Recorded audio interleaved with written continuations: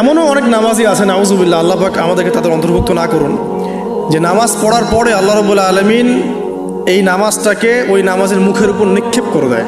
তোমার নামাজের আমার কোনো দরকার নেই। আল্লাহ পাক আমাদেরকে হেফাজত করুন। ধীর স্থিরভাবে পড়েন, রিল্যাক্সে, তার আর কিচ্ছু নাই। ওয়ামা খালাকতুল জিন্না ওয়াল ইনসা ইল্লা লিয়াবুদুন, শুধুমাত্র আল্লাহর ইবাদত করার জন্যই তো পৃথিবীতে এসেছি।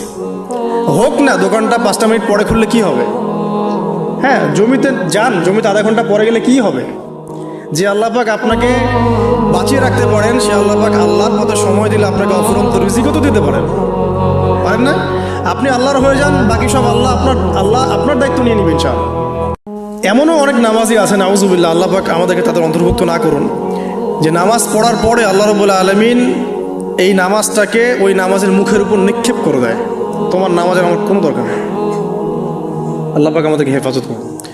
ধীর স্থিরভাবে পড়েন, রিল্যাক্সে, তার আর কিচ্ছু নাই। ওয়ামা খালাকতুল জিন্না ওয়াল ইনসা ইল্লা লিয়াবুদুন, শুধুমাত্র আল্লাহর ইবাদত করার জন্যই তো পৃথিবীতে এসেছি।